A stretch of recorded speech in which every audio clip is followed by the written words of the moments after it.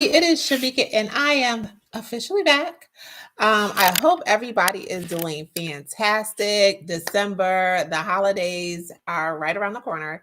So I hope everybody's preparing, just like myself, for the holidays. Again, as always, welcome to the NOSA Community YouTube channel. So I'm Shamika, the creator and founder of the NOSA Group. We're glad to have you here. And the NOSA community, for those of you guys who are new, is a community of nurse-owned staffing agency owners. So our community originally started in 2017 on Facebook. So we spent majority of our time there talking, networking, gathering information, and connecting, which is something we had the amazing opportunity to do back in August. And I decided to push us over to YouTube to give some more information and tap into another audience, as some people like Facebook, some people like YouTube, Instagram. There's so many platform options. And this allows me to share a little bit more information that may not be able to be shared on Facebook and other platforms. So welcome. Welcome to our channel. Don't forget to follow and subscribe to our channel, as well as click the bell here so that you can get updates on new episodes that we put out.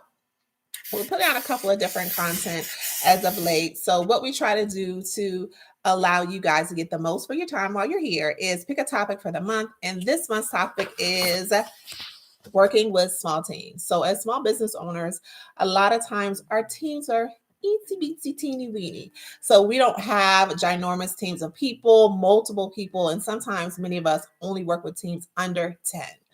And as many of us begin the journey of going into 2023 and planning for activities and things that we want our business to begin doing or eventually go into doing, we want to think about the setup of our current team, whether it's one or two people, or if it's 3 or 4 people, how effective that is. So today's topic is going to be about how to effectively work in teams. And then I'm going to give 3 tips that has helped me work with teams. And for many of us too, not only are we working in teams or small teams, but we're also working virtually. So I'll share a few experiences of that and kind of how I maneuver through that process. So 3 things. So the 3 things we'll be touching on today include talking about the 3 tips of working effectively with small teams. And we'll be touching on organization, information, and feedback. So there's a plethora of other great effective ways to work with small teams, and we're just going to touch on these 3 topics.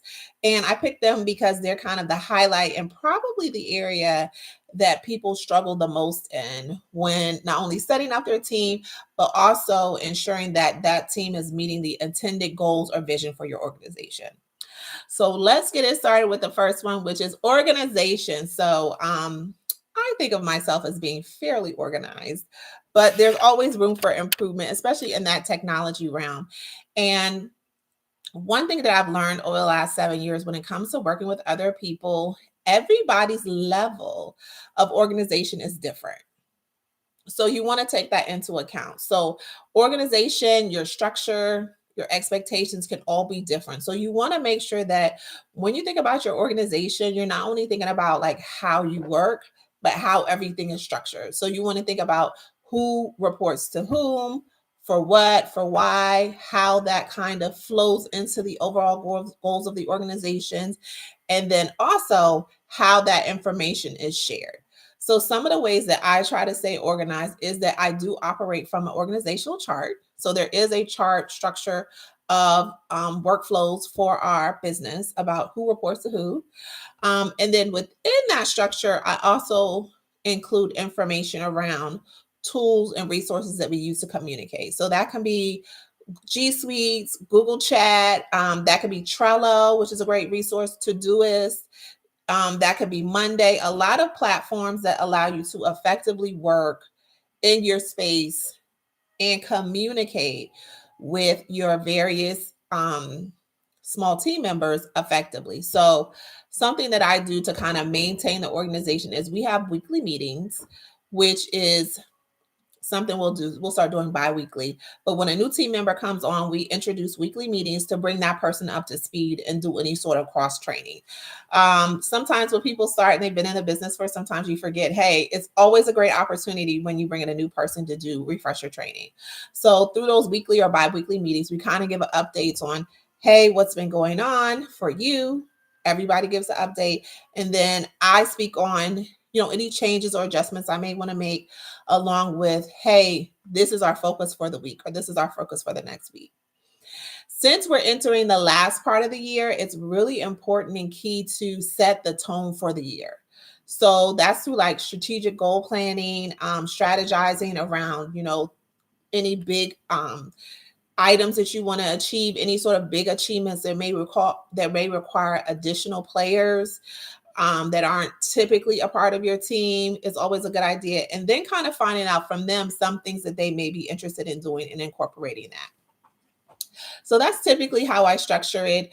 I also use Trello, and there's a lot of other platforms similar to Trello to kind of help connect that into daily tasks that the individuals do. And then from there, there's always opportunity to communicate. And I think that's our next one, which is number 2, information. So in sharing the information, as far as like expectations or what we're working on that week or focus on that week, I provide it in a couple of different formats. And I think that this has been helpful a lot in my teams as it's expanded. So I'll discuss it in a meeting. Maybe there's a visual with it as well, but I'll also provide a Zoom session for anything that's more involved than your traditional, hey, so you need this and this and this, that's more than like 5 or so steps. I'll actually walk through it via a Zoom session and video that I'll share with the team members so that they can have that as a resource if at any point they forget or aren't sure about that. So providing information to your team members in different formats is really key because people learn differently. So like some people are visual learners, some people are written learners, and some people are auditory learners. So you want to make sure that your information is communicated to them in different formats to manage that piece.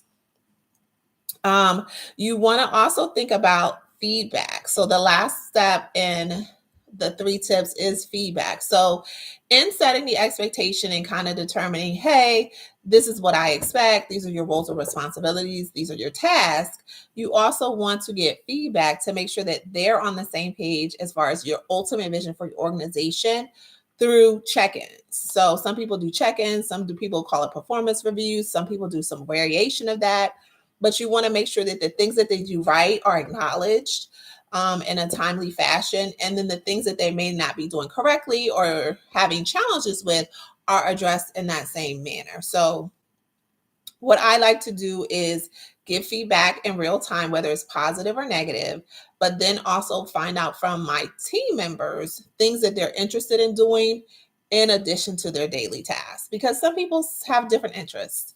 So you want to make sure that you give them opportunities to have autonomy within their own workspace, provide suggestions and feedback.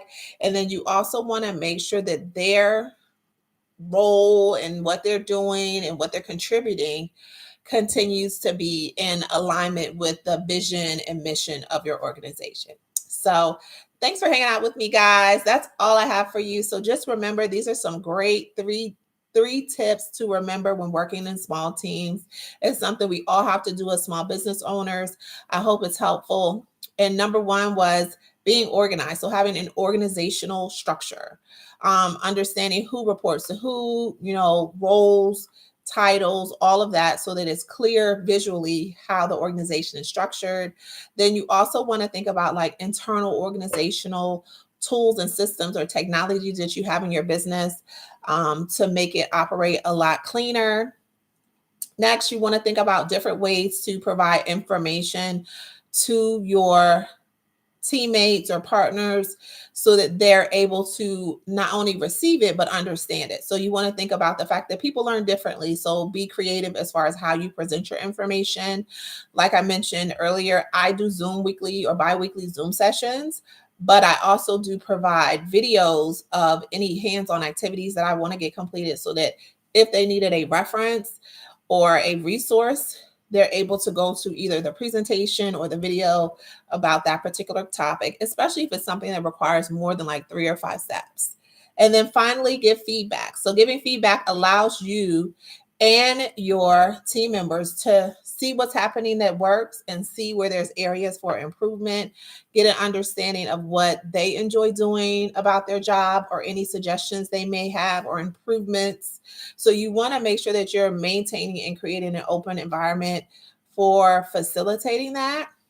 And then finally, you want to acknowledge them as a contributor for your success. So we all have the opportunity to take the leap into small businesses. For the small few of us that actually do it, it can be a treacherous job and journey.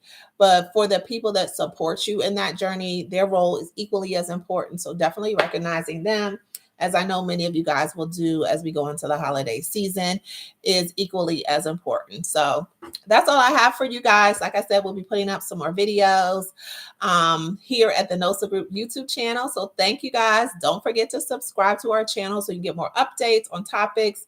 As I mentioned earlier, we'll kind of do topics of the month so that we can kind of touch on different parts of the topic and give you more tools, resources, and information on managing that particular topic. Thanks again.